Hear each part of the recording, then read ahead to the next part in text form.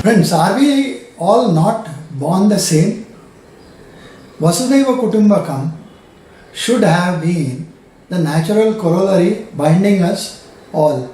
For none of us could have chosen our parents, our faith, or our religious identity. Why is such an identity required at all? Is it for control of the mind and the body of others so we can perpetuate our ideologies? As our ancestors evolved from small hunter-gathering tribes into large farm-based cultures, labor was hard to come by, and hence the control resulted. Religion and belief in a moralizing God were probably the only cultural adaptations to these challenges. Conversion of people from one faith to the other was then a way to perpetuate those beliefs. Love jihad, as it is loosely called, springs from such an idea. Though love can never be jihad. This Saturday, let's explore a few of these so-called contentious issues. We have Freedom of Religion Act, enacted at the state level to regulate religious conversions from as far back as the 1940s. At least 8 of 29 states, Arunachal Pradesh, Odisha, Madhya Pradesh, Chhattisgarh, Gujarat, Himachal Pradesh, Jharkhand, Uttarakhand, they all had such laws, though the new MP Freedom of Religion Bill 2020 nullifies the earlier law that was framed in 1968. Most of them are similar in content and structure and seek to prevent conversions through forcible or fraudulent means or by allurement or inducement. UP, Haryana and Karnataka have now similar laws to prevent forcible conversions through marriage, enacted in the past few months. It's a major concern that conversions happen in the name of seduction, feigning love, deception, kidnapping, and marriage. Is it not vile to convert only to propagate a certain religion, certain philosophy? That these laws have come to be misused is more a case of something apparently good gone sour. Let's look at some fundamentals. How important is religion in our life? As thinking individuals, we seek meaning to our existence. When we go wrong or do wrong, there is an inner voice that cautions us. How many times would we have contemplated its meaning and purpose, or its relation to the way we behave, treat each other, and interact with the society? Does religion influence us on all these facts or facets, irrespective of us being a person of faith, maybe a skeptic, or something in between? Our concepts of spirituality and organized religion define our morality. Does religion define our cultural constructs, our power dynamics, and set historical narratives for us? For every thesis, there is an antithesis. If there are believers, there are non-believers. Can we really define atheism without defining theism? The French Revolution drove the prioritization of human reason over the abstract authority of religion. Science inspired it and was inspired by it in some ways as a process. A more rational idea would have been agnosticism, It does not argue whether there is or isn't a deity, a God. Instead, it argues that the limits of human reasoning and understanding make the existence of God or gods the origins of the universe and the possibility of an afterlife. Is this not the essence of both Dvaita and Advaita philosophies, albeit set in different contexts? All religions of the universe, no one knows how many exist, teach us the same. Though some are philosophies, some are spiritual ideologies, and still some are way of life.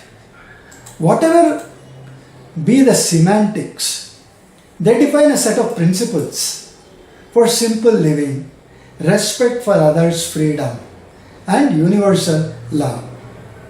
However, humanity has always thrived on extending a hegemony that defines personal choices.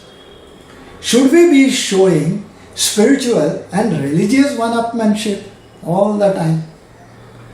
Theistic triangulation is God centered and openly aligns with a higher power used against others to enforce one's own position in conflicts with others, whereas non-theistic one-upmanship is openly drawing upon religion or spirituality to reinforce one's position in the conflict with others. Both are equally irrational, but they exist even with families and progress from there into the outer world, to the other world, to the universe.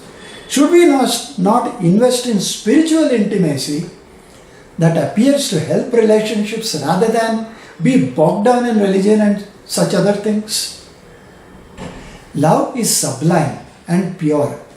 Should it be dissected in the context of religion, spirituality, dualism, and the like?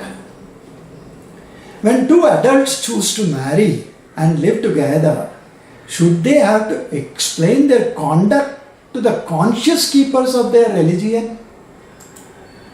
Marriage vows as enshrined in Hindu's Saptapadi or in the Book of the Common Prayer in Christianity. To have and to hold from this day forward, for better or for worse, for richer or for poorer, in sickness and in health, to love and to cherish till death do us apart, recited from time immemorial, are also similar for other religions. Formal agreements and marriage certificates are more recent happenings.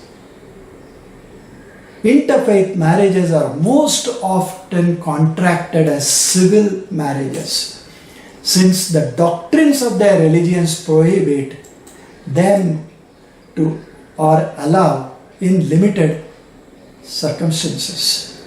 Several major religions are mute on such marriages, but there are no easy answers to vexed questions like what faith the children would follow, even as each partner adheres to his or her own religion.